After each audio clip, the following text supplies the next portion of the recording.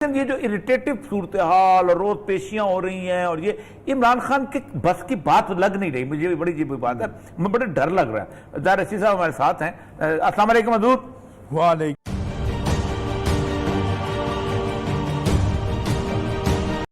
یہ بالکل مذہب نہیں ہے، کاروبار ہے ان کا، یا اپنے فرقے میں ہیرو بننا چاہتے ہیں، یا یہ باقاعدہ مصدقہ باتیں ہیں، میں ان کے ثبوت بھی دے سکتا ہوں، فرقہ وارانہ باتیں کرتے ہیں تاکہ ہمارے جواب میں اور رد عمل آئے۔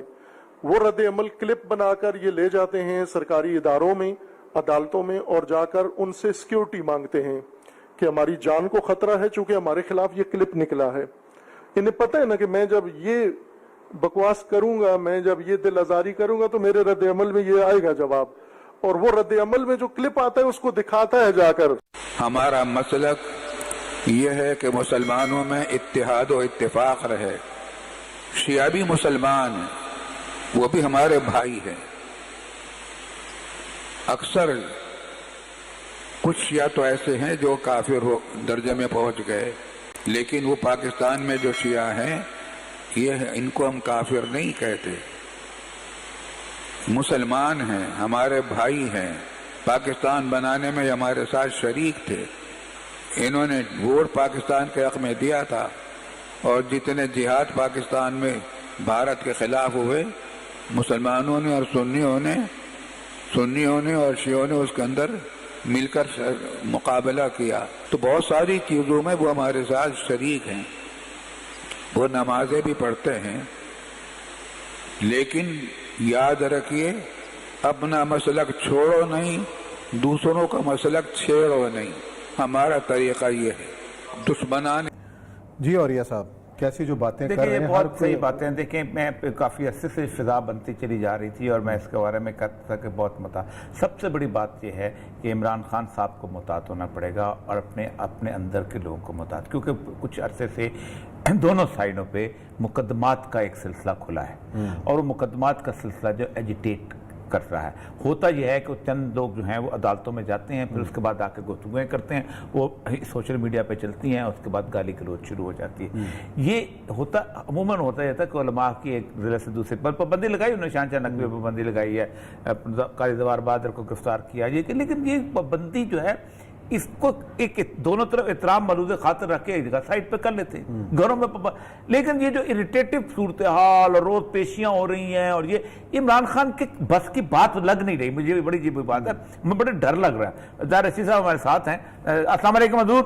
وعلیکم السلام ورحمۃ اللہ۔ حضرت یہ جو مجھے بڑا نازک سا محرم لگ رہا ہے، کیونکہ اس سے پہلے کچھ ایکشن ایسے ہو گئے ہیں کہ جنہوں نے ایک فضا کو پراگندہ سا کر دیا ہے۔ اب اگرچہ ہم نے آپ کو سنائی ہے، جواد نقوی صاحب کا بڑے بلا کے آدمی ہیں، پھر رفیع عثمانی صاحب کا جو ہے بالکل اپنے شاندار طریقے سے بات کی ہے انہوں نے۔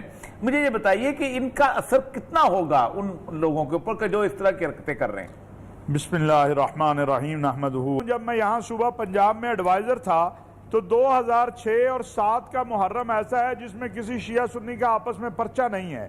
اس کی وجہ کیا تھی کہ ہم نے طے کیا تھا کہ نہ تکفیر کرنے دیں گے، نہ توہین تنقیص کرنے دیں گے، نہ کسی کو گالی دینے دیں گے، نہ کافر کافر کا نعرہ لگانے دیں گے، اور جو کرے گا اس خطیب کو نہیں۔ اب ہو کیا رہا ہے، یہ جو انتہا پسندی یا دہشت گردی ذہنیت کے مالک لوگ ہیں یا جو توہین کرنے والے ہیں، وہ تو اب مختلف شہروں میں نام بدل کے چلے جاتے ہیں۔ گورنمنٹ نے پابندی لگائی ہوئی ہے، وہ نام بدلتے ہیں، وہاں جا کے تقریر کر آتے ہیں۔ تو ہم نے یہ طے کیا تھا کہ خواہ وہ کانفرنس ہو، خواہ وہ مسجد میں ہو، خواہ وہ مجلس ہو، خواہ وہ سیمینار ہو، جہاں پر توہین ہوگی، تنقیص ہوگی، تکفیر ہوگی، ہم اس مجلس کے صدر کو، اس مسجد کے صدر کو، اس کانفرنس کے صدر کو اور اس مولوی صاحب کو جو کر کے جائے گا اس کو دہشت گردی ایکٹ کا پرچہ دیں گے۔ لہٰذا کوئی سرمایہ دار کسی مولوی کے لیے جیل نہیں جانا چاہتا، تو وہ خود ہی کہہ دیتے ہیں مولوی صاحب ہاتھ ہلکا رکھنا۔ اب اس وقت کچھ ایسے واعظ اور ذاکر ہیں جنہوں نے اپنے صرف یوٹیوب چینل چلانے کے لیے، یا جس طرح بالکل جواد نقوی صاحب درست کہہ رہے تھے، اپنی مارکیٹ کو بڑھانے کے لیے وہ فضا ایسی بنا رہے ہیں کہ آپ جو خطرات آپ بتا رہے ہیں بالکل یہ خطرات موجود ہیں۔ لیکن دوسری طرف بھی یہ ہے کہ متحدہ علماء بورڈ پنجاب ہے، اس نے پیغام پاکستان کی روشنی میں ایک ضابطہ اخلاق دیا ہے. تقریباً میں یہ کہہ سکتا ہوں کہ 99.9% اس پہ عمل ہو رہا ہے، لیکن صرف یہ چند لوگ ہیں. اب ہوتا یہ ہے جب ان پر ہاتھ ڈالنے کے لیے مقامی انتظامیہ کوشش کرتی ہے، کوئی نہ کوئی سیاسی شخصیت اس میں مداخلت کر دیتی ہے، کوئی نہ کوئی جو ہے وزیر مشیر اس میں مداخلت کر دیتا ہے. خان صاحب پر اور ہمارے ملک کے مقتدر اداروں پر آج جنرل باجوہ صاحب نے بھی، ان کا بھی بیان بھی ہے کہ شر پھیلانے کی کوشش کی جائے گی، لیکن انشاءاللہ کیسے حق دیا جا سکتا ہے کسی کو کہ وہ اہل بیت یا اطہار کی یا اصحاب رسول کی یا ازواج مطہرات کی، خلفاء راشدین کی، ائمہ اطہار کی، حضرت امام مہدی کی توہین کرے. اگر کسی اپنا مسلک جو ہے وہ آپ اپنے ہاں بیان کیجئے، لیکن اس کا مطلب یہ تو نہیں ہے کہ آپ کے سامنے مائک ہے تو آپ جو ہے ہر چیز کو رونتے چلے جائیں. تو میں سمجھتا ہوں کہ ابھی بھی وقت ہے.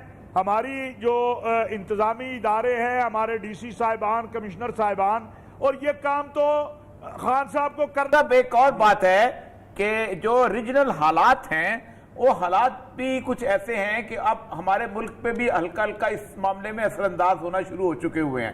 اگرچہ کہ پہلے جو لڑائی تھی وہ کہیں اور ہوا کرتی تھی، یہاں سے لوگ جایا کرتے تھے، سنی بھی جاتے تھے، شیعہ بھی جاتے تھے، باقاعدہ بھرتیاں ہو کے، یہ ڈھکی چکی بات نہیں ہے، اور دونوں طرف سے جاتے تھے، دونوں ہی قصوروار ہیں.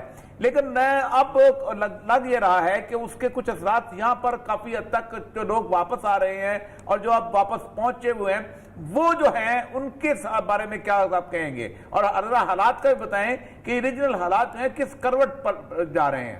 دیکھیے اوریہ صاحب، یہ تو ایک منظم سازش ہے کہ اسلامی دنیا کو کمزور کرنا ہے، مسلم دنیا کے، مسلم ممالک کے آپس کے حالات کو بھی خراب کرنا ہے. اور آپ نے دیکھا کہ ہمارے بہترین دوستوں کے ساتھ ہمارے کس طرح حالات کو خراب کرنے کی کوشش کی گئی. ہمارے ہر مرحلے کے اوپر ہمارے ساتھ کھڑا رہتا ہے سعودی عرب جو ہے، لیکن آپ دیکھیں کہ چند دنوں کے اندر، 2-3 ہفتوں کے اندر ایک پاکستان میں ایک ایسی فضا بنانے کی کوشش کی گئی اور ایک بے بنیاد جھوٹا پراپوگنڈا کیا گیا کہ سعودی عرب جا کے ہندوستان کے ساتھ کھڑا ہو گیا. جی سعودی عرب نے کشمیر پالیسی بدل لی ہے. جی 2 ارب ڈالر نکلوا لیے، تیل بند کر دیا، یہ ساری باتیں آتی ہیں. میں چیلنج کر رہا ہوں آپ کے پروگرام میں کہ ایک لفظ پاکستان یا کشمیر کے حوالے سے سعودی عرب نے تبدیل کیا ہو، جو سزا کہیں گے بھگتنے کو تیار ہیں.